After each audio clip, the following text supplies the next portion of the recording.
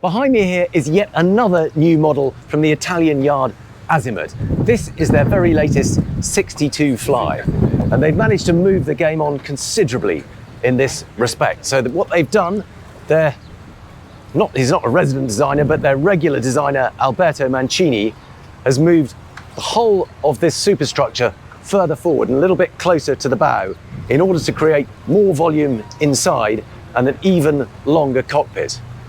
But cleverly, he's managed to do all that while still making it a really good looking boat.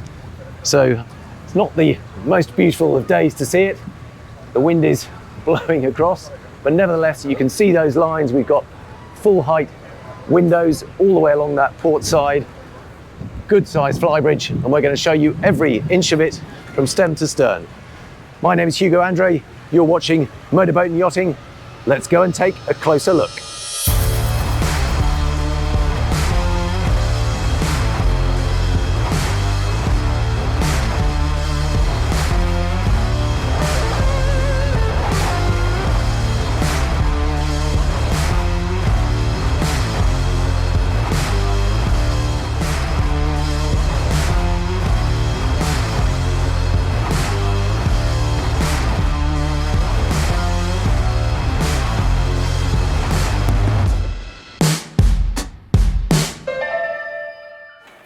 Check out how cool this whole mechanism is as it unfolds. So with just one press of the button,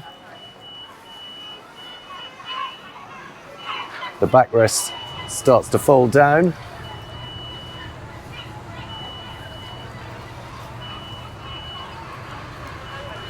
And as soon as that is in place, the seats start to sink. They then become headrests for the sunbed, and you have a completely flat sunbed. Finishing touch, just prop up the headrests, put the scatter cushions on, your little lamps beside it, and you have a super cool beach cockpit sun lounger. Now, by moving the whole superstructure forward, they've managed to create a much longer cockpit area. So you've got this nice sociable wrap of seating around here, in addition to that amazing beach cockpit sun lounger sofa. Moving into the saloon area, even though we've got that long cockpit, there's still a fantastic amount of space in here because it goes so far forward towards the bow. Now, they've kept exactly the same floor level, and they've maintained a wooden surface so that you can come in here dripping wet from the sea and still grab yourself a drink. We've got a full height fridge freezer in this galley area, really well equipped. We've got an induction hob, sink under here, oven, dishwasher, storage overhead, and then right opposite, a really nice lounge dinette area. So you can see this is sort of set in the coffee table mode. It is a high-low table, so that will also rise up to become a full dining table. Really welcoming sort of soft curved sofas either side, so it works equally well as somewhere to sit and drink a coffee and read a book, or to have a full meal if the weather is not so good outside. And then there's a small step up into the main saloon, and this is just that much softer. We've got carpeting in here, we've got some lovely detailing around these little curved wooden surround in the deck head. Massive amount of seating space all the way around here, nice and low slung so you can enjoy great views through the windows. There are really big windows, particularly over on this starboard side. And you can see they've kept the cutout in the bulwark so you maintain a view through there. Lots of nice curved, elegant shapes. Now, the interior is by Fabio Fantalino. Lots of storage behind here. Nice pale wood, some good detailing, a little bit of ribbing around here. Even in the carpet, you'll notice a curve. So it's very soft and subtle and pale tones, making the most of all that light. Helm station over on the starboard side. What a striking Azimut wheel with this single spoke running across it. Two really good helm seats, electric adjustability for height. These must be the relatively small standard, but I'm sure you can get much bigger screens there. Little opening window on this side. Good view forward. There's no central mullion in there, so you get an uninterrupted view through that single piece screen. And of course, because you've got the lower lobby down here, light streams in through that windscreen into the lower deck too. So if we go and have a look down here, let's start with the forward VIP.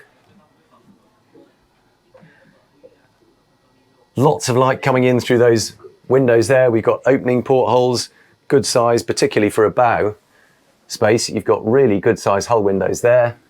Storage all the way around. Ensuite bathroom.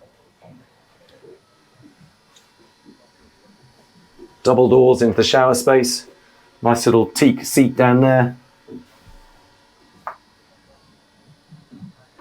And then moving back through the boat, we've got one twin cabin over on the starboard side. Now these are quite skinny beds. It looks like they're only 2.5 feet across. But you have got a decent hull window. You have got good headroom. Decent amount of hanging space. And then moving back, we have the day heads. This is obviously also the bathroom for that twin cabin. All that same lovely pale wood. Pretty decent shower in there, actually. Oh, that can't work out if that's, oh, I think that's on a locked at the moment, but you can see there is a seat in there. And then back down towards the main owner's cabin.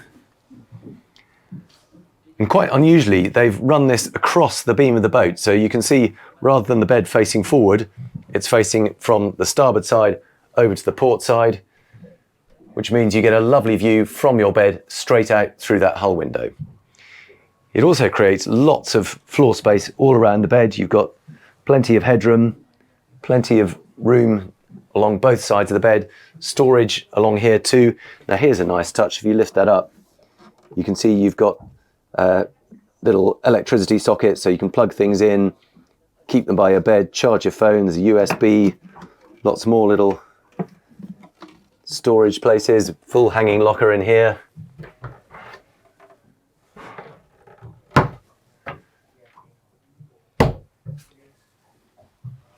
Similar sideboard unit over here, lots of nice detailing. We've got that gloss lacquered finish there with bronze detailing. Even when you pull open the drawer, immediately lights up. It's the same for all of them. Really nice detailing. We've got a TV in the bulkhead there that rises up. Blinds rather than curtains. Lovely pale woods, lots of nice lighting details like this unit here. You can see sort of suspended from the deck head. Soft sort of Alcantara suede finishes. It's a really lovely cabin space. And of course, ensuite bathroom. Good sized shower. Relatively small sink, but nicely stylishly done. Got its own little window opening port and a loo down there. Grab handle.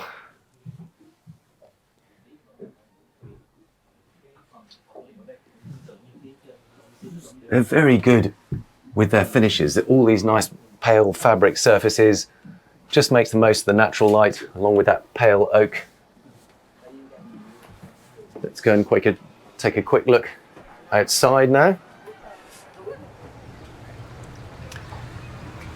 So we'll have a quick once around the decks. We've seen the cockpit area. We've got gates out to the pontoons. Nice wide teak side decks. A couple of steps up to the foredeck. Really sturdy guardrails, nice thick diameter. And a lovely entertaining space up here. Now remember, this is only a 62-foot boat, but what a tremendous foredeck lounge. Lots of elegant detailing here. We've got cup holders, little sort of built-in wooden trays, pop-up lights. Plenty of space, face-to-face seating, so you've got to walk through here, but quite often this can feel quite cramped, but here you've got space to move around the table even when it's been extended to its full width, even more space if you put it down like that. And the reason they've done that is because this whole seat swings over so that you can turn it from a bench to a beautiful sun pad too. And even in sun pad mode, you've got space to sit there. Carry on round, very hefty anchor mooring gear. You can see the controls for that in the deck. More pop-up lights there. Back down the port deck. Here we've got access to the crew cabin space. We'll have a look down there in just a minute, but first let's go up to the Flybridge.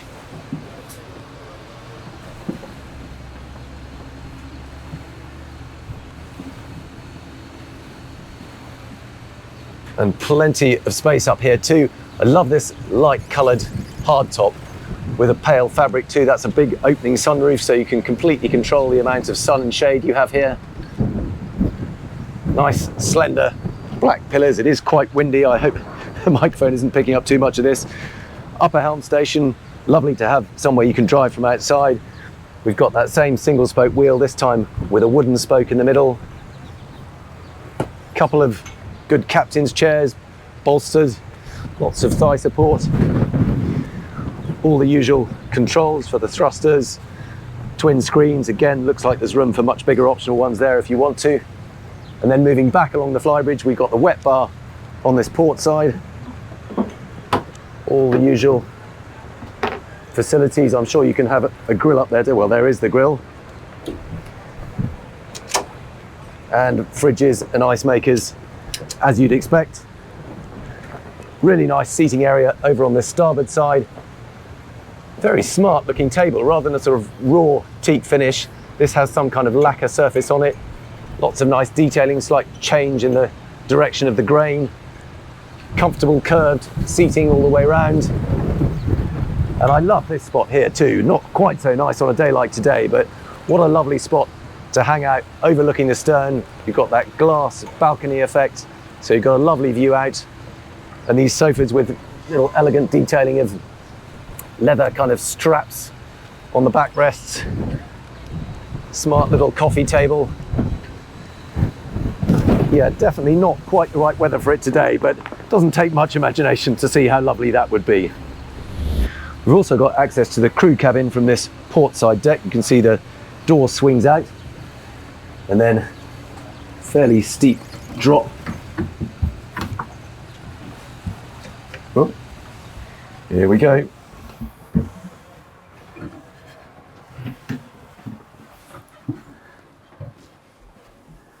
And here is the crew cabin. Got twin bunks. That's one of those sort of folding Pullman style berths. You can see that folds out to create a second one. Main one down here. And a small ensuite bathroom with a shower curtain. Not the largest crew cabin you'd ever seen, and certainly not the most accessible. But to be honest, on a boat of this size, most of the time, you're going to have an owner-driver rather than a full-time professional crew. Let's take a quick look down in the engine room of the new 62 Fly.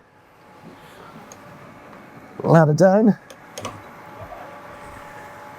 Now we have twin IPS 1200 drives.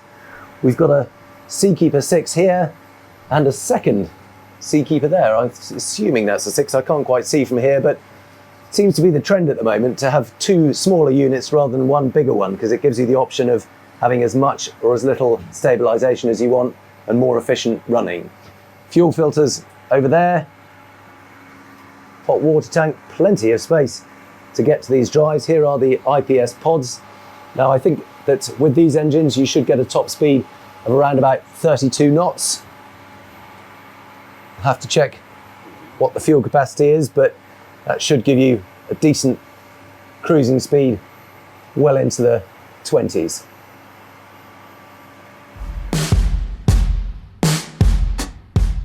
That is a whistle-stop tour of the brand new Azimut 62 Fly.